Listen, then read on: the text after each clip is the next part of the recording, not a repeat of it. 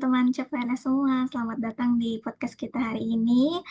Yang mana tema hari ini kita akan membahas tentang wisata alam Indonesia sebagai bentuk kita cinta tanah air melalui narasumber hari ini yang datang dari berbagai pelosok di Indonesia ya. Kayaknya.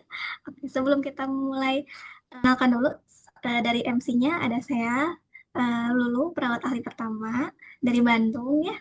Lalu kedua ada Oke, aku menemani Kak Lulu ya. Perkenalkan, nama saya Iva, saya dari Surabaya, saya perawat ahli pertama. dari MC sudah perkenalan. Nah, kita sekarang kedatangan narasumber, tiga narasumber, teteh. Boleh diperkenalkan dulu dari mulai narasumber pertama? Silahkan. Ya, halo narasumber, salah. MC ke satu nih sama kedua nih, ya kan? Yang MC kedua tadi siapa namanya, Mbak? Uh, Kenapa Kak? Dari Surabaya juga ya, Kak ya? Sama nih, aku juga dari Surabaya. Oke, dari Surabaya juga. Dari Surabaya, RSUP Surabaya. Saya namanya Victoria Putri Pratama, bisa dipanggil Victoria. Dari perawat ahli pertama juga. Oke. Narasumber kedua kita, silahkan. Halo teman-teman semuanya, salam kenal. Saya Eka Oktaviani, biasa dipanggil Via. Saya dari BKK kelas 1 Bandung. Jabatan saya jadi penata kelola layanan kesehatan. Ya, terima kasih. Halo semuanya, perkenalkan aku Halo, Devita Listuhayu. Aku dari perawat ahli pertama dari Bandung. Kayaknya kita banyak nih yang dari Bandung, ada 3 orang ya.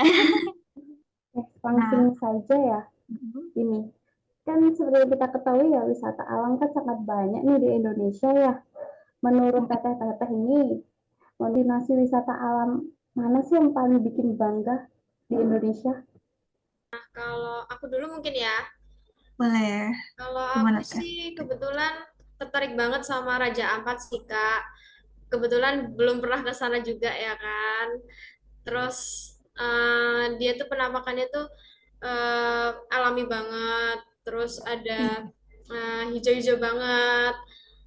Kayak kelihatan banget antara batas gunung sama batas si lautnya. Keren sih, Indonesia benar-benar harus diacungi jempol, punya wisata alam yang kaya banget, yang nggak bakalan dipunyain dari negara manapun. Pasti teman-teman pengen banget ya ke sana, tapi memang jauh sih Iya, ya. belum Ya, ada kesempatan ke sana. Semoga nanti Iya, kita nabung dulu. Iya, tabung. iya. Ya, silahkan.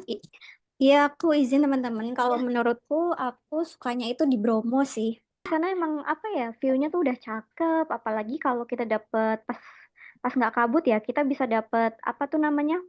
Sunrise-nya tuh cakep. Jadi kayak warnanya tuh kan kayak orange-orange gitu kan. Jadi pas mantul di pegunungan tuh, wah itu keren sih. Iya, Kalau aku nih bisa nih dilihat nih di background aku. Ini Apa itu? indah banget gak sih guys alamnya? Banget. Ini Danau Toba yang ada di Sumatera Utara. Nah, kebetulan aku suka Danau Toba ini karena dia merupakan salah satu danau vulkanik terbesar ya di Asia Tenggara. Udah gitu alamnya indah, gunungnya dapet, terus lautnya, air-airnya juga dapet gitu ya. Nah, pemandangannya juga damai. Selain itu ada budaya Batak juga kan yang kental banget di Danau Toba ini dan yang menjadi bagian dari kekayaan bangsa Indonesia juga gitu. Segmen Luar pertama biasa banget ya. sudah dijelaskan ya masing-masing wisata Iya. alam favorit. Langsung kita masuk ke segmen kedua ya Teh Soleva ya. Iya, segmen kedua kan ini tema kita kan hari ini kan kita tanah air ya. Dan kita kan tadi udah bahas nih wisata-wisata alam mana yang bisa bikin bangga di Indonesia. Terus kan akhir-akhir ini kan banyak nih masyarakat yang suka banget traveling atau wisata alam. Dan aku mau tanya nih pada narasumber nih, traveling atau wisata alam ini bagaimana sih kok bisa menumbuhkan rasa cinta tanah air? Ingin menjawab ya.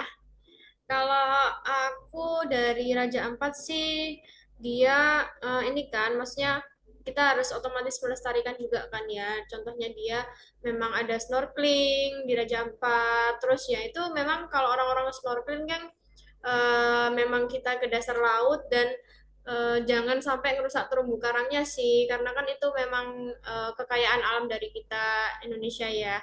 Jadi keindahan alamnya itu harus banget dijaga dan dari situ juga kita bisa menumbuhkan rasa cinta tanah air itu sendiri.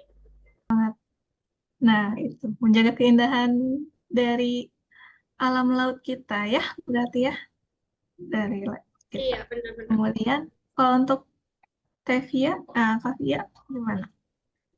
Iya, aku kan tadi memilih Bromo ya. Kenapa milih Bromo itu dia tuh apa ya? Selain pemandangan yang cakep itu juga kita tuh di sana bisa belajar budaya lokal kayak misalnya di bagian apanya tuh kan ada kayak yang Hindu itu kan. Maksudnya kita bisa apa? Di sana tuh lumayan kental. Jadi kita bisa belajar tentang kayak tata kramanya, tradisinya, kemudian kayak apa ya bahasa kalau bahasa Jawa tuh kayak unggah-ungguhnya kali ya. Jadi kita bisa belajar dari sisi situ juga gitu. Jadi kita walaupun nggak sama, mungkin kita bisa saling menghormati gitu. Jadi itu apa ya salah satu cara untuk menghargai keberagaman budaya Indonesia sih gitu. Kalau kalau Kak Via tuh lebih melatar belakangi dari budayanya ya, nah, dari penduduk lokalnya. Kalau Bromo tuh Malang ya. Nah, ya, Iya betul di. Kak Desvita ini gimana? Nah, Cinta kalau tanah air. menurut aku sih, ketika kita traveling tuh pasti ya kita ada update-update lah gitu ya di media sosial. Nah, ini juga menurut aku bisa dilihat banyak orang. Kita juga bisa menunjukkan cinta tanah airnya itu dengan mengupload kayak pemandangan alamnya. Kita juga bisa menunjukkan kalau Indonesia tuh secantik ini loh gitu. Bangga terhadap apa yang ada di Indonesia gitu. Lebih ke mempromosikan ini ya, kekuatan kita ya, Iya, keindahan alam betul. Indonesia. Oke, berarti cinta tanah air itu bukan hanya bisa dari hal sekecil itu ya, jadi menjaga lingkungan, terus mempelajari budaya yang ada, lalu juga dari ini mempromosikan. Ya, Pak.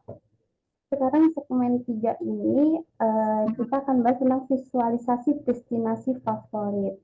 Jadi aku boleh minta tolong nih sama narasumber kita untuk membantu kita membayangkan nih destinasi favorit dari masing-masing. Kayak Danau Toba tadi, Raja Ampat, dan Bromo. Oke, kalau dari aku sih mungkin dari destinasi wisatanya, terus kita bayangkan juga kan ada apa namanya langitnya juga itu kan eh, bisa kita foto-foto ya di sana ya. Terus habis itu rasanya pengen berenang banget kan jadinya. Terus habis itu bisa jadi kayak mungkin dari terumbu karangnya juga bisa dilihat dari atas juga kan ya. Terus Ini apa? kayak Honeymoonable. mm-mm, Honeymoonable. Honeymoonable. iya, iya Instagramable banget. Jadi kalau di sana mungkin kita bayanginnya seger, terus anginnya Iya. sepoi-sepoi, terus memang cukup panas ya kalau siang, tapi worth it banget sih buat di kesana. Selanjutnya Mungkin Kak Iya Kak ya. Pia. Iya. Ya bisa kita lihat sama-sama di background di sini ya. Jadi kalau menurut saya ini kan Bromo itu apa ya? Pemandangannya tuh kayak susah dilupain ya kayak jadi kayak sunrise-nya warna orange terus apa mantul di pegunungan-pegunungan kanan kirinya terus di sana juga kabut tipisnya itu kan bikin makin ini ya bikin makin cakep ya. Jadi kalau kita healing ke sana tuh bener-bener yang kayak kerasa banget healingnya gitu. Jadi buat misalnya buat yang pada suka ngonten juga di sana banyak spot gitu. Jadi kayak menurut aku tuh momen-momen kayak gini tuh bisa buat kita sadar kalau Indonesia tuh alamnya tuh benar-benar luar biasa dan gak kalah sama yang kayak luar negeri gitu. Jadi kita patut bangga sih sama Indonesia ini gitu. Kalau aku yang aku suka dari Danau Toba itu selain dia kan luas ya, terus kayak pemandangannya damai gitu, lihat air tenang. Selain itu kan juga di tengah-tengah danaunya itu kan juga ada Pulau Samosir itu kan. Dan ini juga sangat apa ya berelasi sama cerita rakyat yang terkenal juga kan di Indonesia. Iya Jadi kita juga benar. sambil mempelajari juga cerita-cerita rakyat, budaya-budaya yang ada di daerah tersebut gitu. Selain kita bisa memandangi pemandangan alam yang indahnya itu gitu. Nah, kita kan udah ini ya, dengan alam yang sebagus ini, tentunya butuh aksi nyata nggak sih untuk bisa menjaga gitu ya? Karena kan termasuk aset ya, aset Indonesia gitu.